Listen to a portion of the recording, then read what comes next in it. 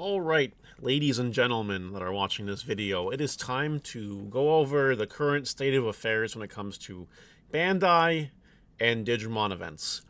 I told you guys that I'll keep regular updates on this, and here we are again.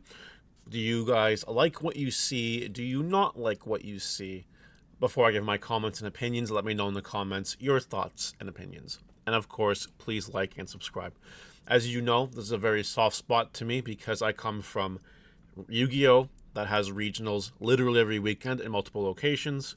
I come from sort of a Pokemon background that has events every weekend. And Magic has stuff going on all the time. And One Piece has lots of events going on. So as you can probably guess, this has been a sore spot for me for a while. Let's take it one step at a time here. So if you are in North America, you'll notice that events here are bi-weekly. With the exception of over here, you have an online Ultimate Cup and then 2 weeks before Gen Con. So it's 3 weeks before regionals. Now let me talk about Gen Con real quick because this is also annoying to me. You know, the first year that Bandai did Digimon Gen Con, there were events all the 4 days, I believe. Back when Ultimate Cups were real events, and regionals and DC Grand Prix. Who remembers those? Yeah, so it was like Thursday, Friday, Saturday, Sunday, there was a big event on all 4 days. Now we have one. I think that's a scandal in itself. Bi-weekly events is not enough. I will give credit, though, because of the store regionals they're doing. It looks like the September Nationals is on pace to be as big as our Nationals last year, with the current events going on right now, which is good news. That's a win in itself. It's a small win, but a win, and it's just not enough. Well, it's not. When all events are capped, when they fill up because they're online, and bi-weekly, I'm sorry, that's not enough. As far as in-person events goes, Canada is later this week, which I'm going to. Texas is in 2 weeks after that. Nothing in person until VA in July, and then Gen Con Indiana in August. It's a start, but it's not there. That's my opinion on that. I remember last year we had events. They were online for the most part, but we had months where we had a regional every weekend. So this is like no good in comparison, in my opinion. Or was it 2023 that had events? It was not no, it wasn't last year. It was 2023 where you could look and had a regionals for 3-4 straight weekends in a row.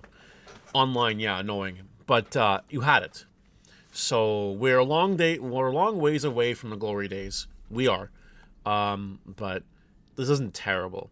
If you're in Latin America, I don't know why you're playing Digimon. I struggle.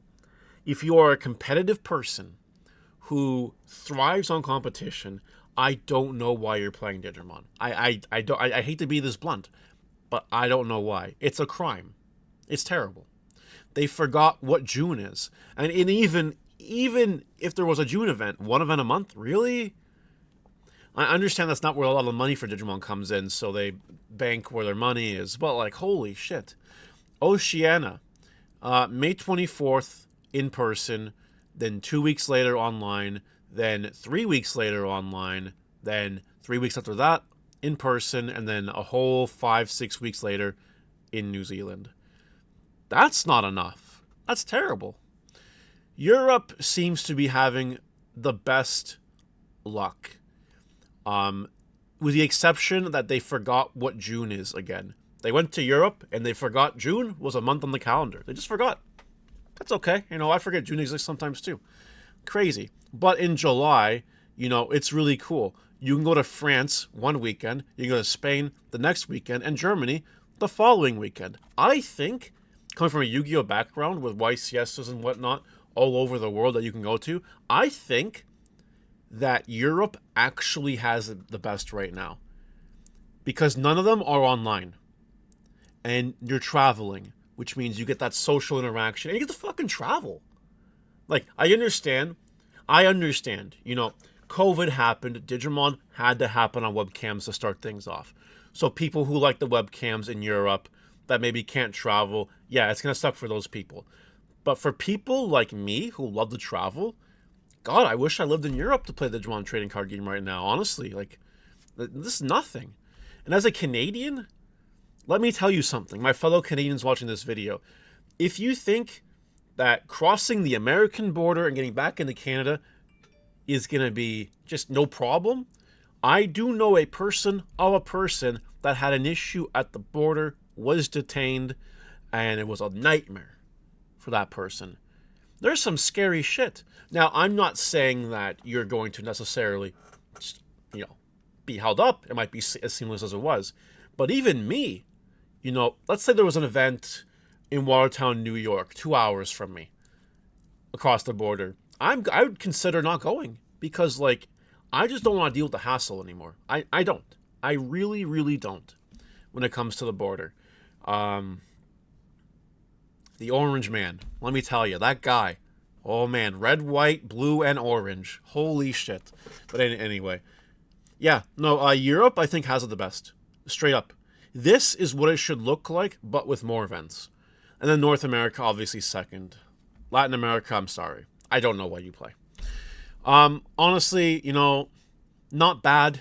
If I was giving this a 1 out of 10, I'd give it like a 6 or a 7, where last year was like a 2. So this is good. This is good. Good start anyway. Hopefully more happens though, and we'll follow up in due course. What do you guys think? Let me know in the comments. I'll see you later. Bye.